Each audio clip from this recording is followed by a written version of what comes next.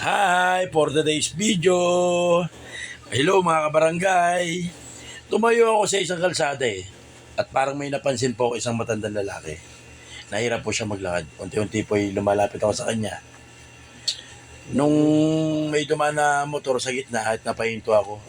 At nung pagka lagpas nun ay unti-unting nilapit ako si tatay upang tanungin at sabi ko po sa kanya, tay, ano pong ginagawa nyo dyan? At ang sabi niya naman, anak, bibili ako ng tinapay. Kasi po yung bakery na bandang kanan niya ay dyan po siya bibili ng tinapay. At sabi ko kay tatay, huwag kang aalis dyan, may kukunin ako at magugustuhan mo. At yun ang bumalik ako sa sasakyan at pagbalik ko, dala ko po yung sinasabi kong ibibigay kay tatay na pagkain. Yan po ay isang puto. Yung puto na po na yan, ay pagkabigay ko po kay tatay, masaya siya. Happy po siya, bakas po sa kanyang mukha ang kasiyahan.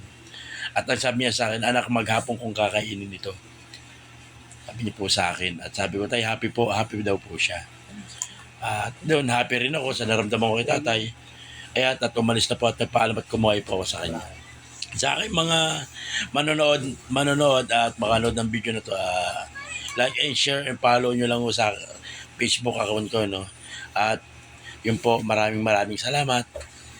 At nakatulong muna naman po tayo. Si tatay ng puto, nakita ko kasi naglalakad, hirap.